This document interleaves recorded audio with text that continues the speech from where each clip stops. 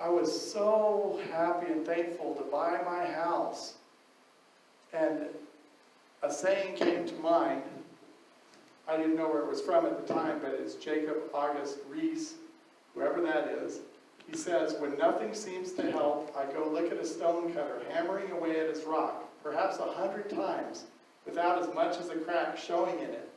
Yet, at the 101st blow, it will split in two. And I know it was not that blow that did it, but all that had gone before.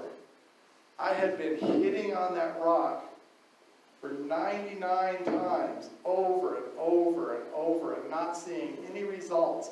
But in that rock, there was these micro splits going through that rock, and at the very end, on the 100th blow, it split clean through. And oh, how great it felt to finally own a home after 15 years of renting as an adult. And, you know, the last bit of that with a family and 2 young children, a wife and 2 young children is important. All that weighing heavily on my mind as a young husband and father.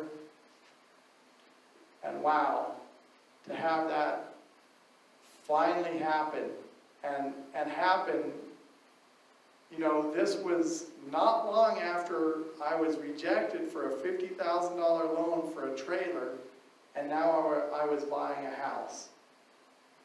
And just, you know, I moved to Central California from Northern California, and everything fell into place because I was willing to dream and go look, and, you know, everything happened perfectly, and we finally got a home. I was so happy.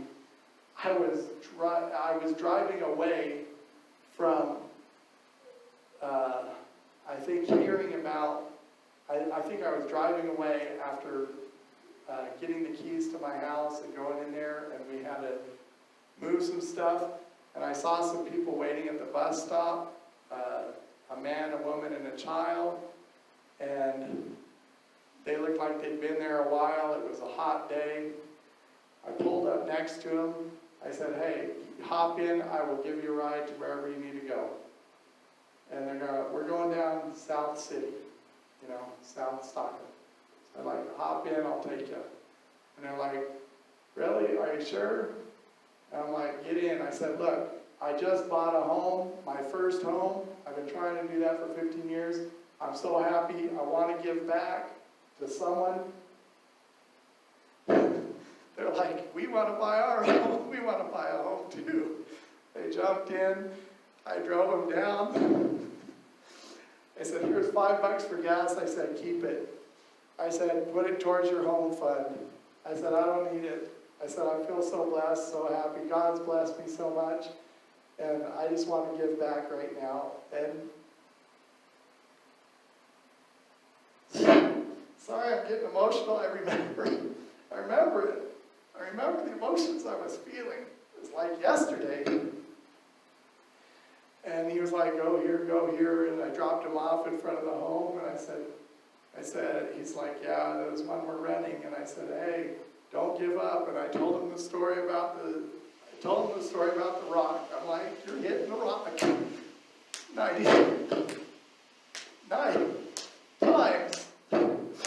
But one of these times it's going to crack for you, just like it just did for me. I can't believe it, and you won't be able to believe it either. And you're going to make it. You're going to get there. And he was so happy. And but it's not just for me. It's not just for him. It's for all of you. All of you who are listening to this, don't give up. I know the pressure you're under. I was under that same pressure. You're going to make it. You're going to do it. When I put this course together, I put everything I knew into this course, everything that helped me from start to finish. And I'm not sugarcoating any of it. I'm giving it to you without the gloves. But this is going to help you become debt-free and pay off your debts. And it's going to help you.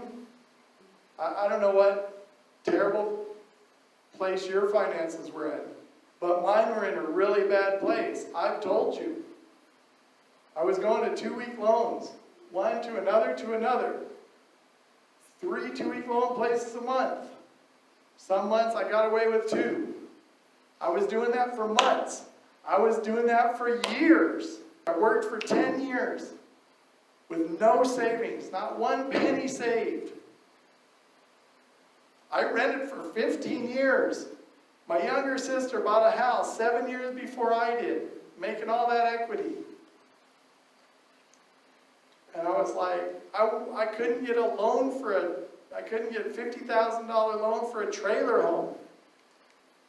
I couldn't even get a secured credit card where I paid them to take my money and borrow my own money from me. The guy looked at my credit and I said, when? 5 years, 10 years? He looked at my credit, he looked at me and he said, maybe never. I felt so low.